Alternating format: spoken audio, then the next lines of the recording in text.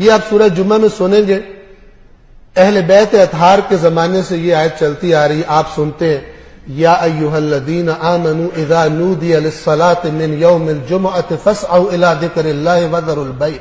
ذلکم خیر لکم ان کنتم تعلمون فاذا قضیت الصلاۃ فانتشروا فی الارض وابتغوا من فضل اللہ۔ جب نماز پڑھ لی جائے، ادا ہو جائے تو زمین میں پھیل جاؤ اور خدا کا فضل تلاش کرو، واذکروا اللہ کثیرا لعلکم تفلحون۔ اور اللہ کو وہاں بھی، اپنی دنیا میں بھی، دفتروں میں بھی، کاروباروں میں، نوکریوں میں، اللہ کو کثرت سے یاد کرو تاکہ تم کامیابی پاؤ۔ ان کا ترجمہ کتنا واضح ہے۔ ایک مسخرہ آتا ہے منبر پر، مجھے معاف کیجیے گا اگر میں سخت لفظ بول رہا ہوں، مکتب امام حسین پر، مکتب اہل بیت پہ کوئی کمپرومائز نہیں ہے کہ جو اس سے کھیلے اور دشمنوں کے ہاتھ میں دے کہ وہ یہ کلپس دکھا کر اور مذاق بنائیں اور بہتان تراشی کرے شیعہ قوم پر اور ان پر کفر و شرک کے الزام لگائے جائیں، جبکہ مجرم یہ مسخرے ہیں، یہ دین فروش لوگ ہیں، اور وہ مجرم ہے کہ جو ان کو بلا کر سٹیج دیتے اور قیامت کے دن پکڑے جائیں گے۔ ثواب تو بہت دور کی بات ہے، مجرموں کے طور پر پکڑے جائیں گے جنہوں نے مکتب اہل بیت میں انحرافات پھیلانے میں جنہوں نے اپنا کردار ادا کیا۔ اور قرآن کی آیت ہے، لوگوں میں سے کچھ ایسے ہیں کہ جو پیسے خرچ کر کے گندی باتوں کا خریدار ہوتا ہے، گمراہ کن باتوں کا، تاکہ اللہ کے راستے سے لوگوں کو گمراہ کرے۔ ایک مسخرہ آتا ہے اسٹیج پر اور وہ آ کر کہتا ہے کہ یا ایھا الذین آمنوا اذا نودی، مولوی نے تمہیں غلط ترجمہ بتایا اس آیت کا، میں تمہیں صحیح ترجمہ بتا رہا ہوں۔ وہ ترجمہ کیا ہے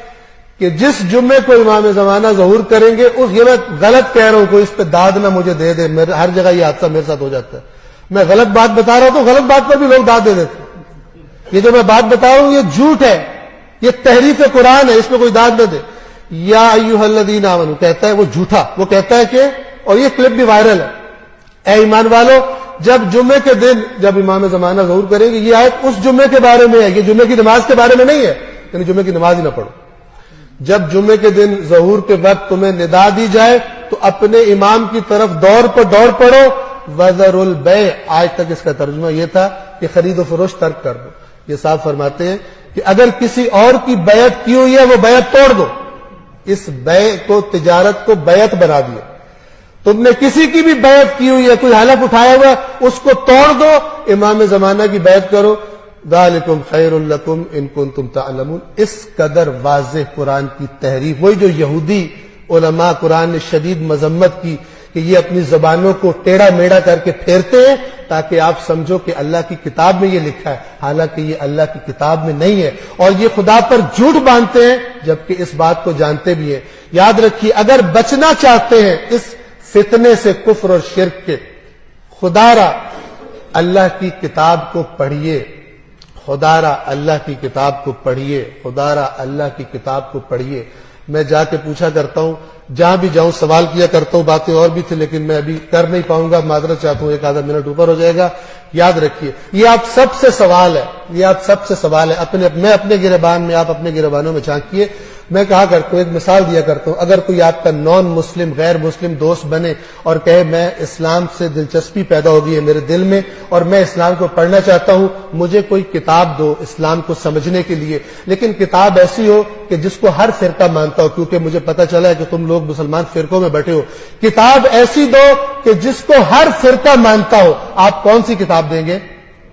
جی قرآن دیں گے نا، اور کوئی کتاب نہیں ہے۔ اب توجہ سے سنیے یہ دوسرا سوال، اگر